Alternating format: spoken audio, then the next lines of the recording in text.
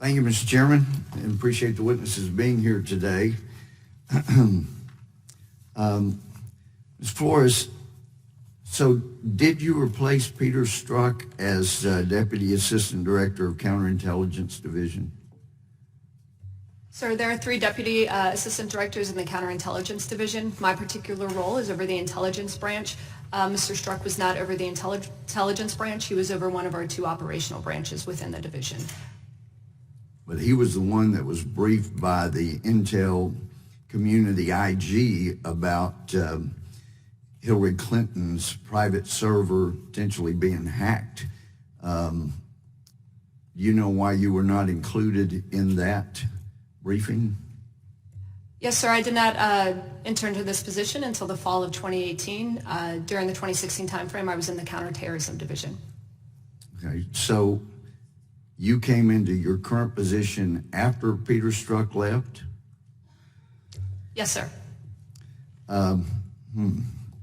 Well, since the Foreign Influence Task Force is a headquarters component, I'm concerned that Peter Strzok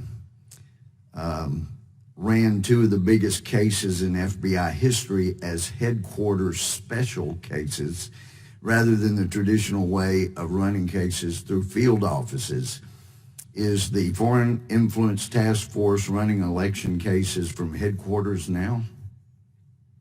No, sir. Then can you tell us the reason they were doing so when Peter Strzok was there? So I cannot speak to why things were done or not done during Peter Strzok's time. I can just speak to currently what we are doing in the Foreign Influence Task Force, which is essentially program managing the cases across our 56 field offices. Well, I would think that since there's such a big deal about influence peddling in 2016, even though you came in after that, that you would be a little bit concerned about the influence peddling when Peter Strzok was there. Are you not? Have you not looked into that at all in your current position?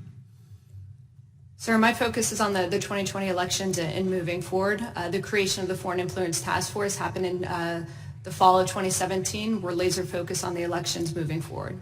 So you don't think there's anything to be learned from looking at what occurred in the 2016 election to help you prepare for what's going on and could go on in the 2020 election? Really, you don't think there's anything to learn from history?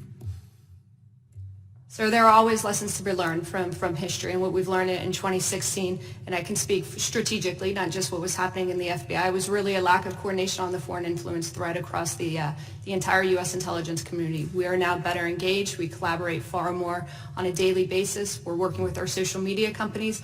All of this, lessons learned from 2016, lessons learned from 2018. We're going to continue to put best practices forward as we move into 2020.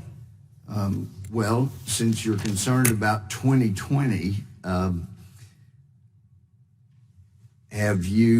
were you aware of President Petro Poroshenko dispatching Olga Volkova or any other Ukrainian officials to the U.S. to influence our election in 2016? Sir, I'm not familiar with that. Are you aware, do you know who Olga Volkova is? Sir, I'm not going to confirm or deny the existence or non-existence of FBI investigations or persons of interest to the FBI. That was not my question. I didn't ask you that. I asked you, do you know who that is? Sir, I'm not going to answer that question in this setting. I'm happy to come back in a closed setting and go into detail about current investigations so that you we can't have related even to foreign say influence. if you know a person? No, sir. Do you realize you're supposed to be telling us about 2020 and you can't even tell us about whether you know anything about people involved in 2016? It really hurts the credibility when you can't do that. Well, let me ask you, will the FITF run informants against political campaigns? Sir, much in the same vein that the FITF does not run cases, we do not run sources either.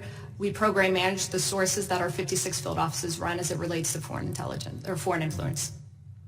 Well, I have real concern about the credibility of what's happening for 2020 if you can't even tell us that you even know people from Ukraine. So I'm very disturbed and concerned.